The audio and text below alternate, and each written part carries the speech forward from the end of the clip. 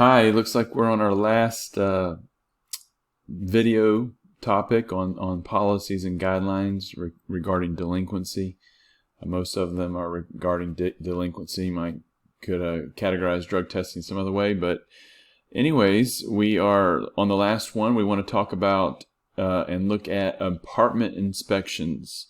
What's considered delinquent?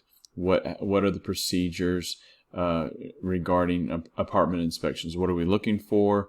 What if our criteria or standards are not met? Those are the questions that we're going to answer, and maybe more. So again, we're in the handbook, and we're looking at apartment inspection guidelines. So I'm just going to read from this and then comment as I see fit. So we, Helping Hands, want to preserve our furniture, cabinets, and wall paint and avoid paying for extra for pest control. When things are misused over a short or long period of time and a resident moves out, we want to, if a resident moves out, things have to be replaced, things have to be cleaned, things have to be painted, and we want to minimize the wear and tear on a given apartment, so that we're not spending time and money to repair and restore to get ready for the next resident after one moves out.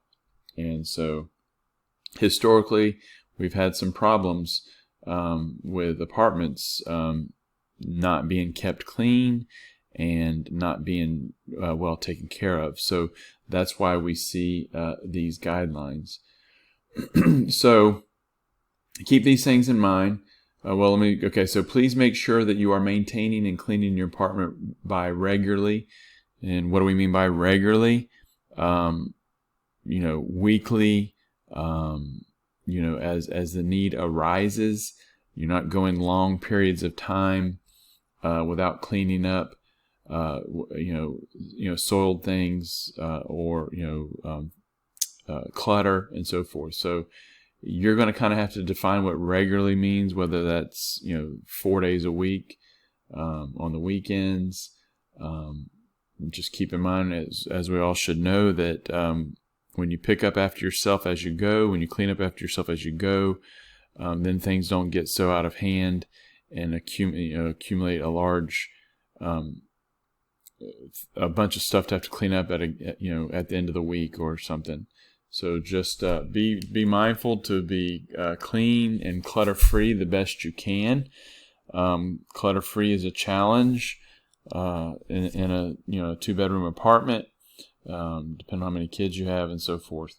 But we understand those things, and we are looking for effort, and believe with the proper effort, everything that we're getting ready to lay out can be done. So what are some general things you need to be mindful of? That you're sweeping, that you're mopping. We have hard floors, so if you have a vacuum cleaner that does hard floors, that eliminates the need for sweeping. But if you don't, you need to be sweeping, mopping, cleaning your tub and shower on a reoccurring basis, as well as your toilet and sinks.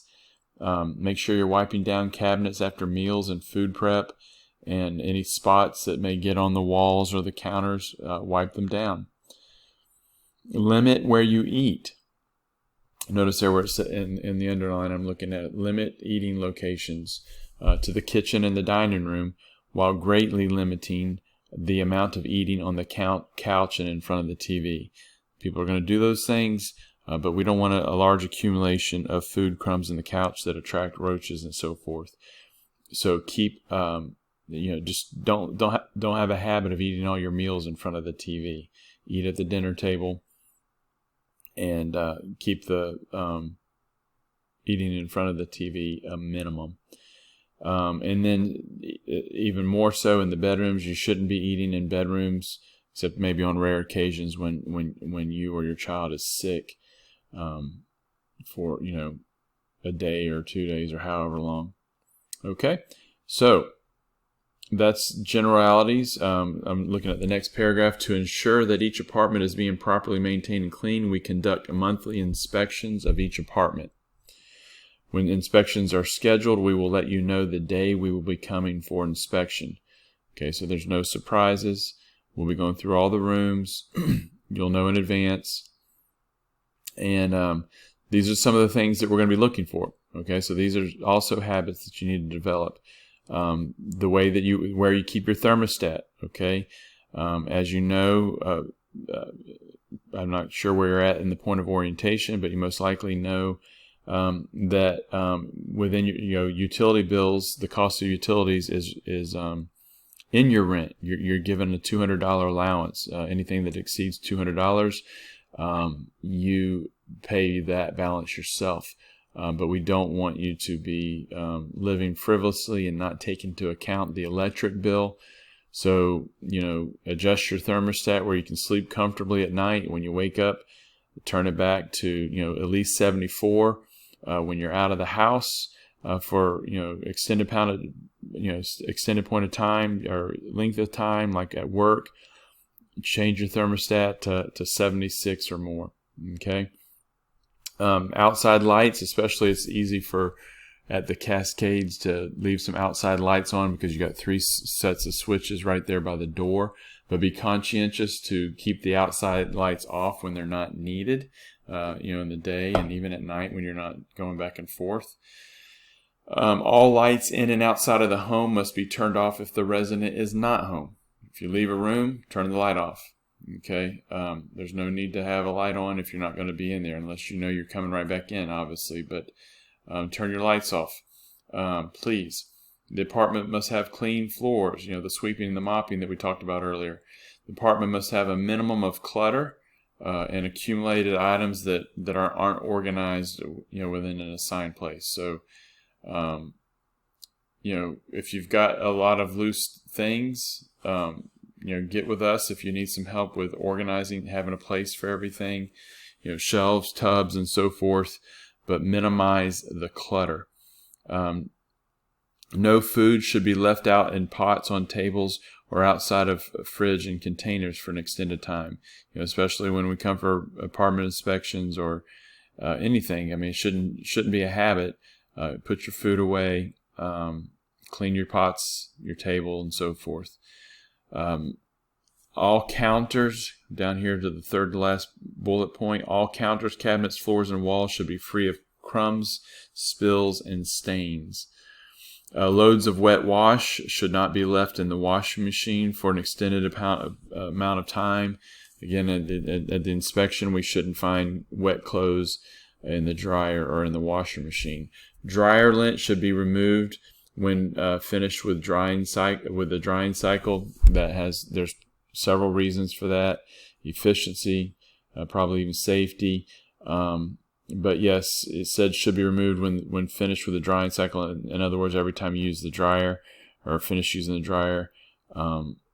If you don't do it, every time, at least after the second time, get the dryer lint cleaned, the lint off the vent cleaned off, wiped off. Okay. All right, we're almost done.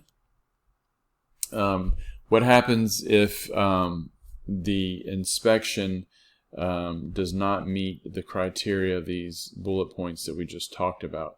What if there's some areas of concern or need of improvement, or just flat out, not adhering to the policies and the cleanliness criteria that we're setting? If a resident fails to meet our apartment inspection criteria, the following will apply. The family care specialist will call the resident to inform them of the things that need attention and cleaning. And then the family care specialist will return to the apartment the following day after you've had a sufficient enough time to correct the problem, and she will confirm that the inspection problems have been resolved. Number 2, if the apartment hasn't been cleaned after the phone call, the family care specialist will have a meeting with the resident to discuss cleanliness and time management to ensure the problems do not occur again. Okay, so a meeting will be scheduled. Why does it say cleanliness and time management? Well, sometimes, messy houses are a matter of not managing your time properly, not making a clean house a priority. Number 3, chronic and uncorrected problems will be dealt with and remedied on a case-by-case basis and can include monetary fines with chronic or severe cleanliness, apartment cleanliness problems. Okay, alrighty. So that's it. That wraps up the covering of all the policies and guidelines concerning delinquency. And thank you for your time and attention.